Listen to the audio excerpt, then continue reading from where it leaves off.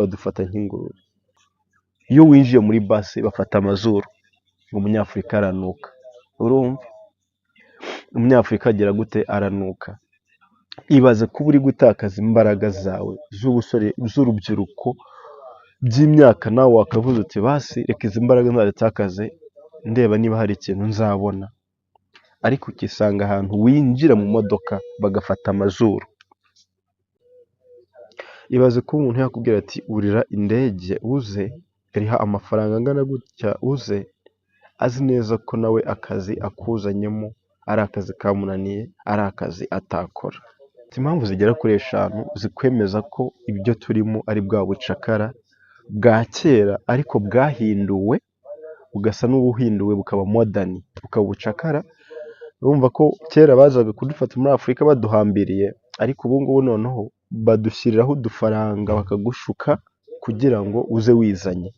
Ariko ndakubwiza ukuri, iyo ugeze hano ntaho biba bitandukaniye na bwa bucakara twumvaga bwakorerwaga ba sogokuruza bacu. Ndabasuhuje nanone, ni Bolingo bumuntu nk'ubusanzwe. Gusa muri ino minsi ibiganiro byanjye ndi gukora ni ibiganiro bibabaje kubera situwasiyo y'ubuzima ndimo, ariko nta kundi nyine Imana niyo iba izi igihe cyabyo, cyangwa se ishobora kuba ari n'ishuri ry'ubuzima umuntu aba ari kunyuramo. Ariko nanone sinabura kubabwira ukuntu ibintu bimeze hano Dubai. Ni ukuvuga ngo abenshi bahora bambona ndi kuvuga uruhande rubi rwa Dubai. Impamvu uvuga uruhande rubi rwa Dubai ni rwo nisanzemo, ndetse hari n'abandi benshi turusangiye. Ntabwo nzagenda ngo mvuge Dubai uruhande rwiza kandi njyewe yarambereye mbi. Gusa muri rusange ni ukuvuga ngo Dubai yo ni nziza pe. Dubai ni nziza kandi harimo n'abajyama baryoshye bro, harimo abantu baryoshye bakora ama business aryoshye, ndetse hari n'umuntu uri muri Dubai ushobora kubwira uti ndi mu buzima bubi akaguseka. Bitewe n'iki? Bitewe n'aho we akora cyangwa se n'aho yashikiye nyine akazi yaje avuye mu Rwanda aje gukora.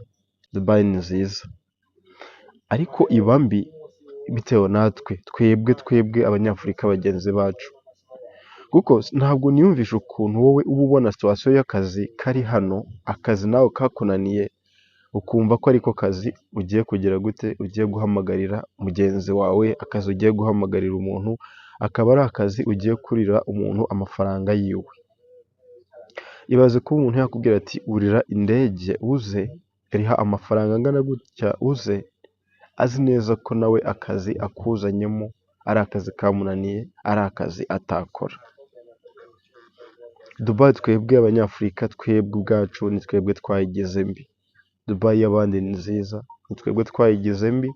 Dubai yagizwe mbi n'abahinde babamo, abahinde badukoresha, abahinde tubona abanyafurika bakabona nkaho neza turi ingurube, badufata nk'ingurube. Urabona mu bihugu byacu ingurube twumva ko ari cyo kintu, ibintu byose bibi nyine tuba twumva ko ingurube ariyo ibikora. Nimbivuga muri ubwo buryo ntihaze kugira untera amabuye, kuko njyewe niyo situwasiyo ndimo, niyo situwasiyo ndi kubona n'abandi babayemo bro. Icya mbere badufata bakakutuza ahantu habi, bamara kugutuza ahantu habi bakakwima uburenganzira wowe ubwawe, bakakwima uburenganzira kuri wowe ubwawe, bakakwambura uburenganzira bwawe. Ndavuga muri za kampani nyine, iyo waje unyuze muri kampani, bamwe baba bakubeshye ngo twakuboneye akazi, ugera muri iyo kampani ikakubuza uburenganzira bushoboka kuri wowe. Ndetse hari na benshi babyita ko ari n'ubukoroni, ariko ari ubucakara, ariko akaba ari bwa bucakara noneho buri gukoreshwa ubwenge. Ni ubucakara bukoreshejwe ubwenge. Nka gute rero? Bubaye atari ubucakara, wakaje bakakwereka ako kazi ukora, ariko basi bakakurekera ibyangombwa byawe. Ariko kubera ari bwa bucakara, wibuke umucakara nta burenganzira uba wifiteho wowe ubwawe iyo umaze kuba umucakara. Umuntu akunyaze icyangombwa cyawe, umuntu agushize ahantu habi, ahabi hariho niho bagenda bakagutuza.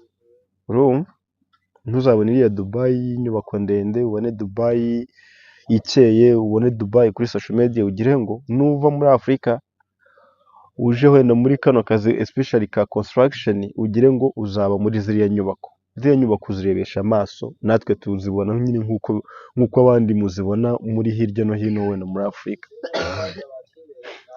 Impamvu mvuga ko ari ubucakara nanone, mfite impamvu zigera kuri eshanu zikwemeza ko ibyo turimo ari bwa bucakara bwa kera ariko bwahinduwe, bugasa n'ubuhinduwe bukaba modani, bukaba ubucakara. Urumva ko kera bazaga kudufata muri Afurika baduhambiriye, ariko ubu ngubu noneho badushyiriraho udufaranga bakagushuka kugira ngo uze wizanye. Ariko ndakubwiza ukuri, iyo ugeze hano ntaho biba bitandukaniye na bwa bucakara twumvaga bwakorerwaga ba sogokuruza bacu bo muri Afurika bo mu bihe byatambutse. Impamvu ya mbere nakubwiye ati bakwaka ibyangombwa. Icyo ni cyo kintu cyonyine kikwereka ko ugiye guhangayika. Urumva icyangombwa cyawe nicyo kintu cyonyine uba ufite mu gihugu kigaragaza aho uva, ariko already bamaze kugikwambura. Iyo ni impamvu ya mbere ikwereka ko ushobora kuzahura n'ibibazo, ushobora kuzaba umucakara, ushobora kuzakoreshwa uburetwa, kuko baba bavuga ngo nitumara kumwaka ino pasiporo, niyo twamukoresha bwa buretwa bwacu, nta burenganzira azigiraho wehe ubwiwe bwo kuba yamuvinga, bwo kuba yacenjinga akazi, kubera nta cyangombwa kindi uzaba usigaranye. Impamvu ya kabiri badufata nk'abacakara cyangwa se n'ubundi bukomeza ko ari bwa bucakara, baragukoresha ntuhembwe. Abantu bari mu makampani especially y'ama construction, ibi bintu bahura nabyo. Urakora ntuhembwe, ukora ukwezi kwa mbere bakakubwira bati nukora ukwa kabiri nibwo tuzaguhemba kwa kwezi kwa mbere. Ukibaza nk'amajoro mubyuka, ukibaza umwanya bataguha wo kwitekerezaho, ukibaza ukuntu baba bagukoresha nk'imodoka, ariko ni ukuri ukwezi kwajya kurangira bakakubwira ati ntacyo tuzaguhemba, ahubwo uzongera ukore ukwezi kwa kabiri tuzabone kuguhemba ukwezi kwa mbere. Iyo ugize imana kwa kwezi, iyo ukoze amezi abiri bashobora kuguhemba kwa kwezi kumwe, ariko abenshi duhuje case, ukora ukwa mbere kukarangira, kwa kabiri kukarangira, ugakora ukwa gatatu kukarangira, apfa kugushukisha amafaranga yo kurya gusa. Iyo ni impamvu ya kabiri mvuga ko ari ubucakara, ariko bukaba ari ubucakara buri mu bwenge, atari bwa bucakara bwo kutuvana mu bihugu byacu batuvanyeho ku ngufu, ahubwo ni ubucakara budukurura gake gake kugira ngo wumve nyine ko uje kwisanzura, ariko finally ukazisanga uri mu bucakara. Impamvu ya gatatu mvuga ko turi mu bucakara, ntabwo baguha umwanya wo kuruhuka. Urakora, ubyuka nijoro ugiye gukora, kandi nanone ugakora ya mirimo ivunanye. Ndavuga muri kampani, za kampani batubeshya ngo badufitiye akazi, ukaza gutaha nijoro wananiwe. Byonyine urugendo mukora mu modoka bakujyana bakugarura, ugera hano wananiwe wabaye indembe. Iyo umaze kuba indembe rero, ugera muri kampa aho urara ukibaza ndoga, ndateka, ndaryama, ndakora iki? Ukaza gusanga akazi kari kuguha amasaha angahe? Amasaha 3 yonyine yo kuruhuka mu ijoro. Stress wavanye ku kazi, stress wirirwanye, ugiye kuzizana none uzongere kuri stress z'ibyo uri kunyuramo, uze gusanga n'ubundi umutwe ubaye bani. Hari hano abantu barwara stroke big bro, ukarwara stress ukaza kubona uguye hasi baraguteruye. Iyo niyo mpamvu ya kangahe mvuze itugira ikwereka ko ibyo dukora ari ubucakara. Impamvu ya gatatu ikwereka neza ko ibyo dukora, niba atari iya kane, ibyo dukora ari ubucakara, ivangura dukorerwa. Iyo cyane turi mu mabasi tugiye ku kazi, Abahinde, Ababangladesh, Abapakistani bo noneho ni nabo bashoferi. Reka tube tubaretse tuvugire ku Bahinde n'Ababangladesh n'abandi bakomoka muri biriya bihugu bituriye Ubuhinde.